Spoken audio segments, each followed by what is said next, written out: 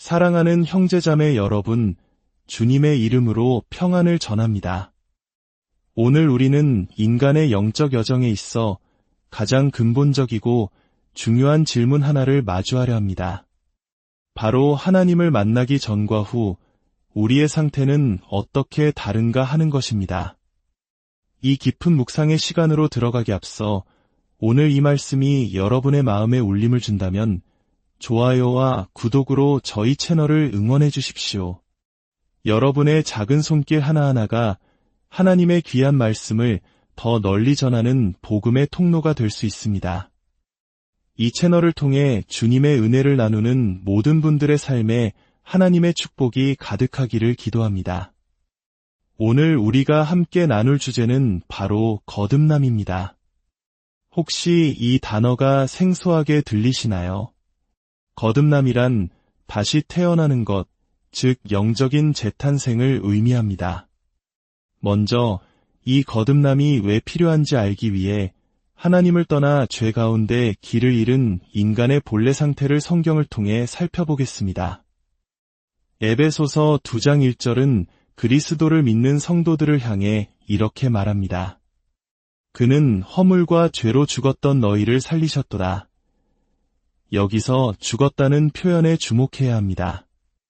이들은 육체적으로 죽은 사람들이 아니었습니다. 숨을 쉬고 생각하고 활동하는 살아있는 사람들이었죠. 하지만 성경은 그들이 죽었다고 선언합니다. 이것은 바로 영적인 죽음을 의미합니다. 그들의 영이 하나님과의 관계 속에서 죽어 있었다는 뜻입니다. 우리의 혼과 육신은 여전히 기능하고 있었지만 생명의 근원이신 하나님과 연결되어야 할 가장 중요한 부분, 바로 우리의 영이 단절되어 있었던 것입니다. 에베소서 4장 18절은 이 상태를 더욱 명확하게 묘사합니다. 17절부터 함께 읽어보겠습니다. 그러므로 내가 이것을 말하며 주 안에서 증언하노니 이제부터 너희는 이방인이 그 마음에 허망한 것으로 행함같이 행하지 말라. 그들의 총명이 어두워지고 그들 가운데 있는 무지함과 그들의 마음이 굳어짐으로 말미암아 하나님의 생명에서 떠나 있도다. 하나님의 말씀으로 빛을 받지 못한 세상 사람들의 삶의 방식을 보십시오. 그들의 마음은 허무함과 공허함으로 가득 차 있고 총명, 즉 이해력과 분별력이 어두워져 있다고 말합니다. 영적인 세계를 깨닫는 영역은 바로 우리의 영인데 이 영이 하나님으로부터 단절되었을 때 그곳은 칠흑 같은 어둠에 잠기게 됩니다. 그래서 그들은 하나님의 생명에서 떠나 있다고 성경은 분명히 말합니다. 이것이 바로 거듭나지 않은 인간의 실존적 상태입니다. 길을 잃고 죽어 있으며 단절되고 어둠 속에 갇혀 눈이 먼 상태. 이 사실을 이해하는 것은 우리의 신앙 여정에서 매우 중요합니다. 오늘날 많은 사람들이 인간은 본래 선하며 스스로의 노력이나 지식, 종교적 행위로 구원에 이를 수 있다고 가르칩니다. 그러나 성경은 단호하게 말합니다. 인간의 그 어떤 지성이나 철학, 종교적 열심도 이 영적 죽음의 상태를 바꿀 수 없다고 말입니다. 오직 전능하신 하나님의 주권적이고 창조적인 개입, 그분의 은혜만이 인간의 근본적인 필요를 채울 수 있습니다. 그렇다면 무엇이 인간을 하나님으로부터 단절시켰을까요? 이사야서 59장 1절과 2절은 그 답을 명확히 제시합니다. 이 말씀은 당시 세상에서 가장 종교적이라고 자부하던 이스라엘 백성을 향한 선지자의 외침이었습니다. 여호와의 손이 짧아 구원하지 못하심도 아니요 귀가 둔하여 듣지 못하심도 아니라 오직 너희 죄악이 너희와 너희 하나님 사이를 갈라놓았고 너희 죄가 그의 얼굴을 가리어서 너희에게서 듣지 않으시게 함이니라. 하나님과 인간 사이를 갈라놓는 것, 그것은 단 한 가지, 바로 죄입니다. 죄는 예외 없이 하나님과의 분리를 가져옵니다. 이것은 우리가 반드시 직시해야 할 진리입니다. 이 영적 죽음이 시작된 순간을 보기 위해 창세기로 돌아가 보겠습니다. 창세기 2장 17절, 하나님께서 자유의지를 가진 인간을 창조하시고 에덴 동산에 두셨을 때의 일입니다. 하나님께서는 아담에게 선택의 기회를 주셨습니다. 만약 선택권이 없었다면 자유의지는 아무 의미가 없었을 것입니다. 하나님은 아담에게 동산의 관리자라는 놀라운 책임을 맡기시며 말씀하셨습니다. 동산 각종 나무의 열매는 내가 임의로 먹되 선악을 알게 하는 나무의 열매는 먹지 말라. 내가 먹는 날에는 반드시 죽으리라. 하나님의 경고는 분명했습니다. 내가 먹는 그날에 반드시 죽을 것이다. 아담은 그 열매를 먹었습니다. 그가 그날 바로 육체적으로 죽었나요? 아닙니다. 그는 그 후로도 아주 오랜 세월을 살았습니다. 그러나 그는 영적으로 죽었습니다. 그의 불순종이라는 죄가 그를 즉시 생명의 근원이신 하나님으로부터 분리시켰기 때문입니다. 그 순간부터 그는 허물과 죄로 죽은 자가 되었고 그의 본성은 하나님을 거역하는 반역자의 본성이 되었습니다. 그리고 아담의 모든 후손인 우리 역시 태어날 때부터 그 본성을 물려받게 된 것입니다. 시편 14편은 거듭나지 않은 인류를 향한 하나님의 시선을 적나라하게 보여줍니다. 어리석은 자는 그의 마음에 이르기를 하나님이 없다 하는도다. 그들은 부패하고 그 행실이 가증하니 선을 행하는 자가 없도다. 여호와께서 하늘에서 인생을 굽어 살피사 지각이 있어 하나님을 찾는 자가 있는가 보려 하신즉 다 치우쳐 함께 더러운 자가 되고 선을 행하는 자가 없으니 하나도 없도다. 이 말씀을 보십시오.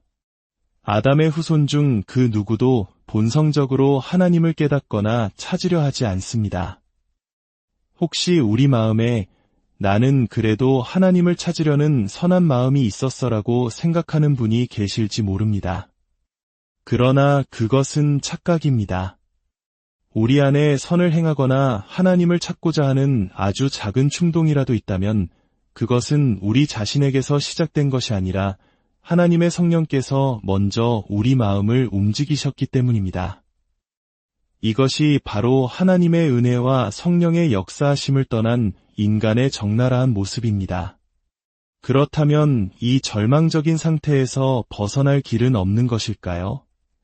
어둠 속에서 영원히 헤매야만 하는 것일까요? 아닙니다. 성경은 놀라운 희망과 기적을 선포합니다. 바로 거듭남, 새로운 탄생입니다.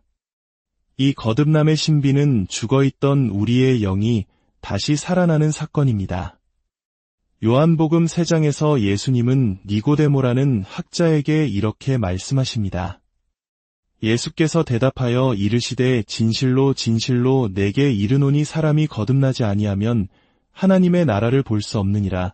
거듭나지 않으면 하나님 나라를 볼 수 없다고 하십니다. 왜일까요? 영적으로 눈이 멀어 어둠 속에 있기 때문입니다.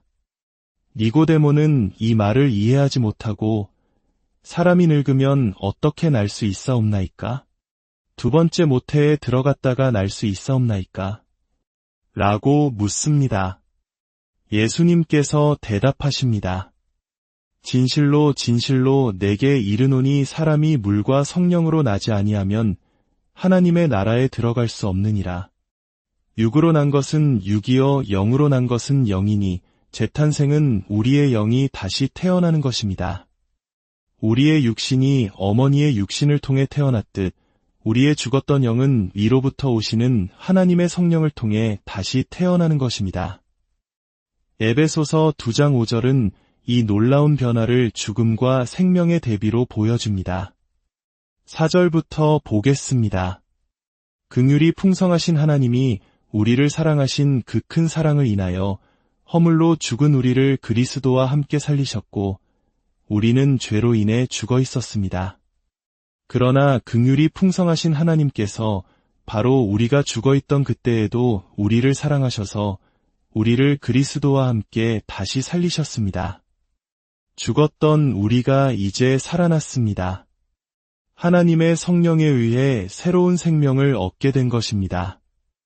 이 거듭남의 가장 위대한 그림은 바로 탕자의 비유에 있습니다. 아버지를 등지고 먼 나라로 떠나 모든 것을 탕진하고 돼지우리에서 비참하게 살던 아들. 그는 모든 것을 잃고 나서야 비로소 회개하고 결단합니다.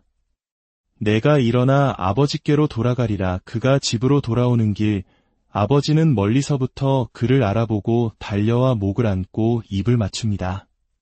아들이 아버지, 제가 하늘과 아버지께 죄를 지었사오니 지금부터는 아버지의 아들이라 일컬음을 감당하지 못하겠나이다. 라고 고백하려 할 때 아버지는 그의 말을 막고 가장 좋은 옷을 입히고 손에 가락지를 끼우고 발에 신을 신기며 살진 송아지를 잡아 잔치를 엽니다. 그리고 이렇게 선포합니다. 이내 아들은 죽었다가 다시 살아났으며 내가 잃었다가 다시 얻었노라. 이것이 바로 거듭남입니다. 이것이 영적 재탄생입니다. 아버지께로 돌아오는 것, 하나님과 다시 연결되는 것입니다. 당신은 길을 잃고 어둠 속에서 어디로 가는지도 몰랐지만 이제 아버지를 찾았습니다. 당신은 죽어 있었지만 이제 살아났습니다. 혹시 우리 중에 오랫동안 신앙생활을 해오면서 탕자의 형처럼 마음의 기쁨을 잃어버린 분은 없으신가요? 늘 아버지 곁에 있었지만 아버지의 마음을 헤아리지 못하고 돌아온 동생을 보며 분노했던 그 형처럼 말입니다. 아버지는 그에게 말했습니다.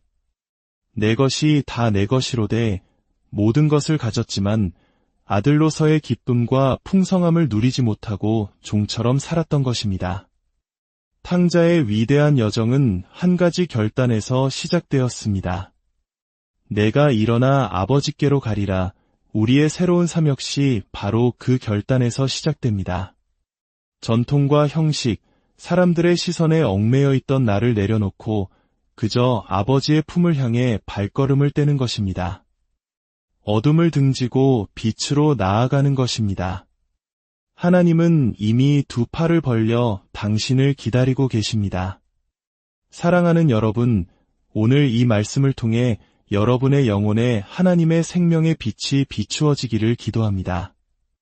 여러분이 길 잃은 탕자가 아닌 아버지의 집에서 기쁨의 잔치에 참여하는 사랑받는 자녀임을 기억하시길 바랍니다. 죄로 인해 죽었던 우리를 다시 살리신 그 놀라운 사랑과 은혜가 여러분의 삶의 강물처럼 흘러넘치기를 주님의 이름으로 축복합니다.